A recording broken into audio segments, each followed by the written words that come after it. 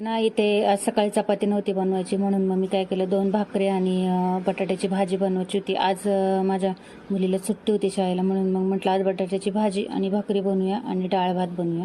तर इथं पाहू शकता भाकरी वगैरे बनवून झाल्या. 2 भाकरी बनवून घेतल्या, डाळ बनवली, डाळीला फोडणी दिली. त्याच्यानंतरला पाहू शकता इथं होता भात, याच्या कुकरमध्ये होता भात.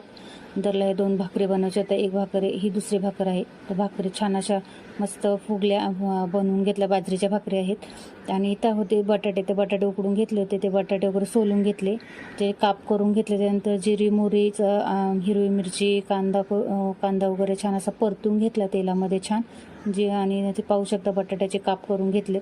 बटाट्याचे काप केलेली भाजी ना खरंच खूप भारी लागते. जे की आपण स्मॅश केल्यावर जी भाजी खायला एवढी छान नाही लागत नाही. ही भाजी नक्की ट्राय करा, एकदा ट्राय करून नक्की बघा कशी वाटते.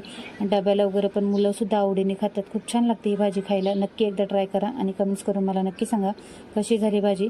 तर इथं मीठ वगैरे टाकून घेतो, कोथिंबीर वगैरे टाकून घेतली आणि छान अशी आपली बटाट्याची भाजी जी आहे ती तयार झाली होती. त्याच्यानंतर कपडे वगैरे धुवायची बाकी होती, कपडे वगैरे धुवून घेतले, लादी वगैरे पुसून घेतली. बटाट्याची भाजी आपली तयार झालेली आहे. कारण का ह्या भाजीला ना जास्त वेळ लागत नाही, झटपटसुद्धा होऊन जाते भाजी. तर कोणाकोणाला आवडते नक्की कमेंट्स करून सांगा. इथं भांडी वगैरे घासून घेतली. भांडी वगैरे झाल्यानंतरला इथं पाहू शकता भाजी पण आपली तयार झाली 10 मिनिटात. कारण का जेवढी भाजी छान अशी फ्राय होते ना छान लागते. आणि ते पाहू शकता सगळं क्लीन झालेलं आहे, ओटा वगैरे भांडं वगैरे घासून. त्याच्यानंतरला राहिलं होतं काम म्हणजे कपडे धुवायचं आणि लादी पुसायचं. तर लादी वगैरे बघा क्लीन करून घेतली, कपडे वगैरे धुवून घेतली.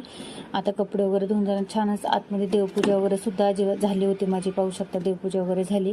आणि कसा वाटला व्हिडिओ नक्की कमेंट्स करून. Bye bye. इथंच व्हिडिओ